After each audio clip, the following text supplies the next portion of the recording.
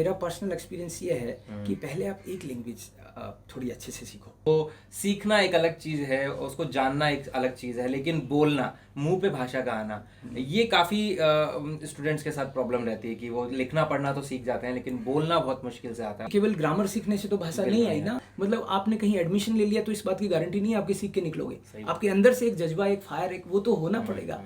हम अपने self depend होके कुछ एंटरप्रेन्योरशिप की तरफ भी कुछ काम कर सकते हैं। देखो मैं तो नौकरी नहीं करता अब, राइट, लेकिन 15 साल पहले मान लो जब मैंने स्टार्ट करी थी तो मैं नौकरी की मैंने, तो ये आप पे डिपेंड करता है। तो एक तो ये दिमाग से निकाल देनी चाहिए, ये बात सही नहीं है कि जिसकी अंग्रेजी बहुत अच्छी नहीं है वो जर्मन नहीं सीख सकता या फ्रेंच नहीं सीख सकता, ऐसा कुछ नहीं है।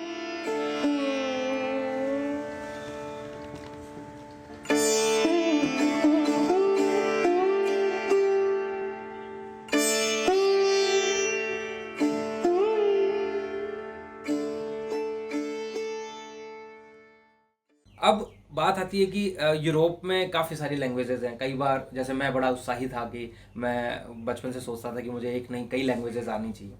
तो क्या हमें एक एक करके लैंग्वेजेस को सीखना चाहिए या कुछ लैंग्वेजेस का कोई आपको ऐसा लगता है कि हम एक साथ कुछ 2 लैंग्वेजेस का सीख सकते हैं, मान लो कोई चाहे तो?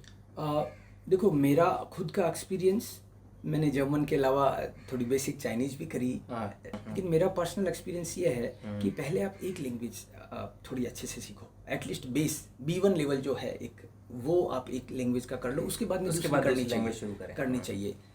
तो एक साथ कई सारी सीखने से आप क्या कहीं के नहीं रहते, कई बार कंफ्यूज हो जाते हैं। कंफ्यूज भी हो जाते हैं, प्लस क्या उतना वो परफॉर्मेंस आती नहीं, फिर थोड़ा शुरू में ये दिक्कत है। तो एटलीस्ट जैसे मान लो कि हमने मारवाड़ी सीखी थी, बाद में हिंदी सीख ली, फिर हमने इंग्लिश भी सीखी, फिर मान लो मैं जर्मन भी सीखी मैंने, अब कोई और भी है, तो एक के बाद एक बाद में कोई दिक्कत नहीं आती। बट शुरू में आपको एक बार एक लेवल के बेसिक सारे क्लियर हों, आपको उसमें बोलना आ जाए, आप कम्युनिकेट कर सके लोगों से, उसके बाद में दूसरी लेनी चाहिए। दूसरी लेनी। हाँ, अगर मान लो आपको थोड़ा टाइम उस तरीके से नहीं है, घर वाले भी कई बार प्रेशर करते हैं कि तू कब से सीख ही रहा है, तो एक लैंग्वेज आपने सीख ली और फिर अपनी जॉब आपकी लग गई, बिल्कुल, तो उसके बाद में दूसरी सीखो तो कौन मना करेगा? कौन मना करेगा? तो ऐसे ये है, ये ठीक रहता है। ये ठीक रहता कि एक के बाद दूसरी सीखें तो बेटर है। बिल्कुल। लेकिन कई लोग कुछ ज़्यादा, थोड़े से आजकल गूगल का ज़माना है तो वहाँ पर का सब जाके अपना क्वेश्चन डाल देते हैं, तो तरह तरह के जवाब मिलते हैं कि ये 2 लैंग्वेज उसका डायलेक्ट से एक के जैसा है, आप इन 2 को एक साथ सीख सकते हैं। वो और ठीक ऐसे है, देखो काफ़ी सारा वो बात ठीक है, वो लोग जो कह रहे होंगे वो भी अपने एक्सपीरियंस से ही कह रहे हैं, लेकिन मेरा एक्सपीरियंस ये है कि पहले एक के बेसिक्स क्लियर करो, एक में इस लायक बन जाओ कि आपको जॉब मिले मार्केट में, उसके बाद में दूसरी तीसरी 10 सीखो, कौन मना करेगा? बिल्कुल। तो प्रैक्टिकली हम लोग वो करें तो बेटर है। अब बात आती है भाषा, तो वैसे भी बोलने की चीज़ है, तो भाषा को जुबान पे लाना एक बहुत बड़ा जो प्रश्न होता है कि वो सीखना एक अलग चीज़ है, उसको जानना एक अलग चीज़ है, लेकिन बोलना, मुंह पे भाषा का आना, ये काफ़ी स्टूडेंट्स के साथ प्रॉब्लम रहती है कि वो लिखना पढ़ना तो सीख जाते हैं लेकिन बोलना बहुत मुश्किल से आता है, और बोलने पे बेस होके काफ़ी सारी जो उनके सामने संभावनाएं होती हैं वो छूट जाती हैं। तो उसके लिए क्या टिप्स होंगे कि हम बोलना कैसे सीखें? वास्तव में बहुत ही कई बच्चे A1 A2 B1 कर लेते हैं, फिर भी चोंच नहीं खुलती। ये आप सही कह रहे हो, ये क्योंकि भाषा प्रैक्टिस का मैटर है कि आपको प्रैक्टिस जितनी होगी, आप बहुत सारा लिखोगे तो आपको लिखना आ जाएगा, बहुत सारा बोलोगे तो बोलना आ जाएगा, बहुत सारा सुनोगे तो ढंग से समझ में आएंगी चीज़ें। तो ये बात बोलने की ऐसी है कि शुरू में मेरे को भी लगता था कि बच्चे बोलें कैसे, क्योंकि केवल ग्रामर सीखने से तो भाषा नहीं आई ना। तो हमने उसके लिए क्या किया, मैं अपना एक्सपीरियंस बता सकता हूँ कि किस तरीके से। देखो ये हर एक बच्चे का ये तो बस की है नहीं कि वो जर्मन सीखने के लिए जर्मनी चला जाए, फ्रेंच सीखने के लिए फ्रांस चला जाए और वहाँ पे लोगों से बात करे, और आप बात करने को लिए तैयार हैं तो वो भी तैयार हैं क्या? सही बात, समझ रहे हो? तो आपको जैसे जहाँ भी आप सीख रहे हो वहाँ पे ये एक तरह से ड्यूटी तो उस इंस्टीट्यूशन की बनती है, उस कॉलेज की, उस यूनिवर्सिटी की उनकी बनती है, स्कूल की बनती है कि वो वहाँ पे इस तरह का एटमॉस्फेयर क्रिएट करें। तो हमने इसके लिए क्या किया कि जर्मन स्पीकर्स क्लब एक बनाया हमने इंस्टीट्यूट के अलावा, और उसमें हम लोग हर दिन 1 घंटे का लाइव सेशन रखते हैं, वो फ्री है सबके लिए, कोई भी उसको 12 से 1 हम लोग रखते हैं। अच्छा। और उसमें हमारे पास बहुत सारे कंट्रीज़ के लोग, शुरू में तो ये था कि मेरे स्टूडेंट्स को उसमें जोड़ना में जोर आ रहा था मुझे कि, लेकिन अब तो काफ़ी सालों से हम लोग ये कर रहे हैं, तो डेली 1 घंटे का वो लाइव प्लेटफॉर्म है और कोई भी उसको ज्वाइन कर सकता है। अच्छा। तो ऐसे आप कोई अपने लेवल पे ही आप या तो खुद क्रिएट कर लें, लोगों को रोज उस प्लेटफॉर्म पे लाना है स्टूडेंट्स को, और रोज वो वहां पे सुने और अपनी बात कहें। तो लगातार अगर आपको बोलने का एक मंच मिलेगा तो आपको जुबान पे आएगी भाषा।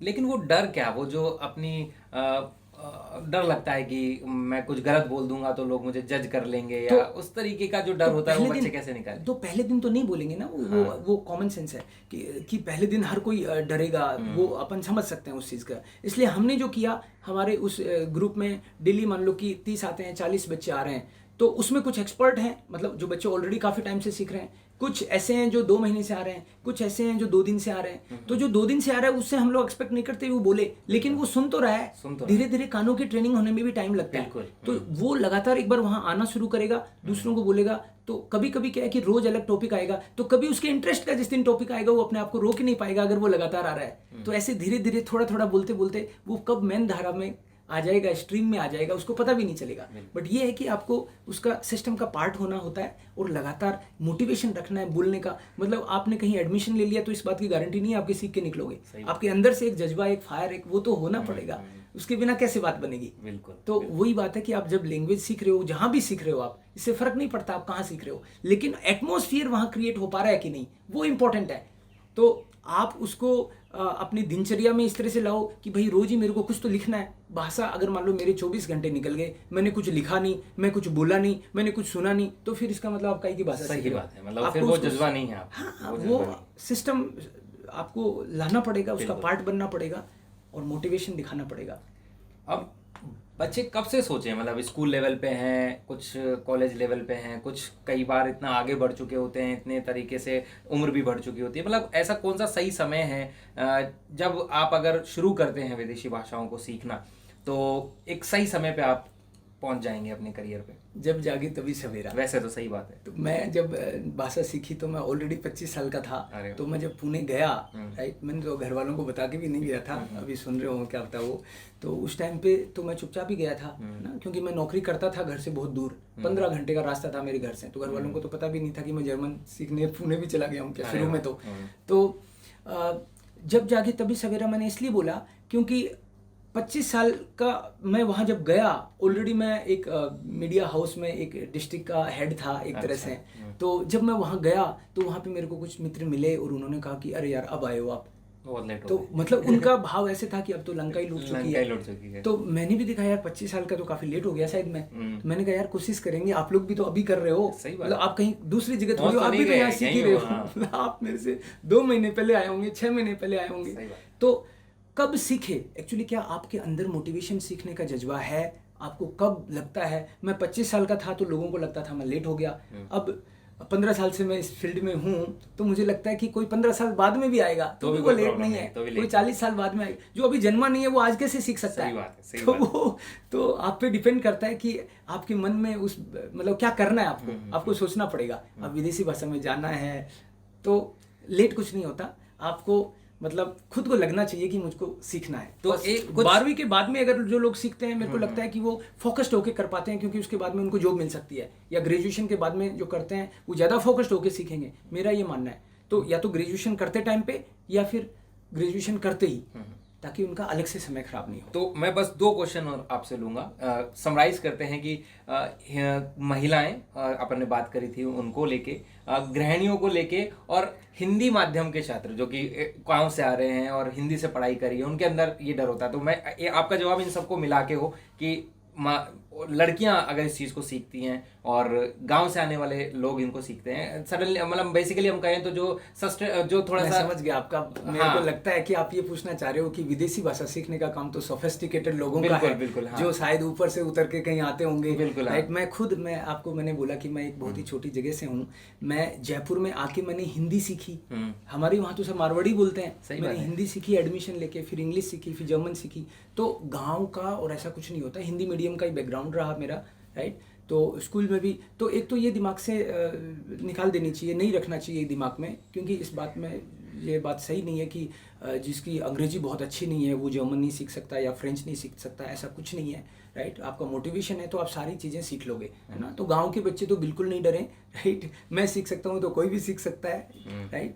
और दूसरी बात, महिलाओं के लिए ये मैं ज़रूर कहूँगा कि अगर मान लो कईयों को ऐसे भी लगता है कि भाई हमारी तो शादी भी हो गई और अब करियर का उस टाइम पे मौका नहीं मिला था, तो आप कोई भी एक भाषा को अच्छे से दिल से सीखें और बहुत भरपूर अपॉर्चुनिटी हैं। और आप आज ऐसे समय में हैं जब इंटरनेट की भी कोई दिक्कत नहीं है, आपको कोई इंस्टीट्यूट खोलने की ज़रूरत नहीं है, आप मल्टीनेशनल में काम नहीं कर सकते तो भी कोई बात नहीं है, इंटरनेट है आपके पास, आप घर बैठे जर्मन सिखा सकते हो, राइट। आपके कस्टमर, आप स्टूडेंट, आपकी कंपनियां, वो आपको घर पे भी काम दे सकती हैं। तो आप साथ में ये भी देखो भाषा सीखने के साथ साथ कि कैसे घर बैठे भी आप काम कर सकते हो। बिल्कुल। तो नए ज़माने को देखते हुए आपको खुद डिसाइड करना पड़ेगा, लेकिन आप अगर आते हो इस फील्ड में तो ईमानदारी से आपको भरपूर पूरा अपना 100% देना चाहिए, ताकि आपको बाद में रिग्रेट नहीं हो। जो भी काम करो खुश होके करो और उसका आउटपुट लो पूरा। अंतिम प्रश्न के साथ हम समाप्त करेंगे इस बात को। आत्मनिर्भरता काफ़ी अच्छा शब्द हो गया, अब तो विदेशी डिक्शनरी में भी ये शामिल हो चुका है। तो क्या केवल नौकरी ही है इस फील्ड में, या कुछ हम अपने सेल्फ डिपेंड होके कुछ एंटरप्रेन्योरशिप की तरफ भी कुछ काम कर सकते हैं? देखो मैं तो नौकरी नहीं करता अब, राइट। लेकिन 15 साल पहले मान लो जब मैंने स्टार्ट करी थी तो मैं नौकरी की मैंने। तो ये आप पे डिपेंड करता है कि आपको अभी तुरंत कर आप कोर्स ज्वाइन करते हो और घर की तरफ से प्रेशर है कि भैया 6 महीने में ही जॉब लगो, तो एक बार जॉब लग जाओ, सही बात। कोई दिक्कत नहीं है उसमें। और आपको लगता है कि भाई मेरे को खुद का ही काम करना है, तो लैंग्वेज को अच्छे से सीख के आपको अपने इंटरेस्ट के हिसाब से आप डिसाइड कर लो। और बहुत सारे फील्ड हैं, आप इंटरप्रेन्योर बनो। मैं तो अपने स्टूडेंट्स को कहता हूँ, अभी जैसे 15 साल में मेरे पास बहुत सारे स्टूडेंट भी ऐसे सीखे हैं जिसमें से 10 से ज़्यादा लोगों ने अपने अपने इंस्टीट्यूट्स भी खोले हैं, केवल जयपुर में नहीं बाहर भी। और अभी एट प्रेजेंट में काफ़ी सारे बच्चे ऐसे हैं जो अपना खुद का काम करना चाहते हैं, कुछ बिजनेस करना चाहते हैं, कुछ मान लो पढ़ाना चाहते हैं, कुछ मल्टीनेशनल कंपनियाँ खोलना चाहते हैं, कुछ उनमें काम कर रहे हैं, उनकी ब्रांचेज लेना चाहते हैं। तो मैं आप लोगों को यही बोलूँगा कि इंटरप्रेन्योर अगर आप बनते हो तो मैं आपको एडवांस में बधाई देता हूँ। आप ऐसा ही सोचो कि शुरू में कुछ दिन आपको नौकरी करनी भी पड़े तो करो, मैंने भी करी। जैसे एक्सपीरियंस मिलता है, आप सीखते हो, टेक्नोलॉजी अपडेटेड तरीके से आपको पता चलता है, या कुछ लीडरशिप स्किल्स भी आती हैं। लेकिन आप सोचो ऐसा ही कि खुद एंटरप्रेन्योर बनो और खुद को आगे बढ़ाओ, देश और समाज को भी आगे बढ़ाओ। धन्यवाद। बिल्कुल, आपका बहुत बहुत धन्यवाद देवकरण सर। लगता है कि काफ़ी सवालों के जवाब हमारे युवाओं को मिल गए होंगे, और आप सभी का भी धन्यवाद।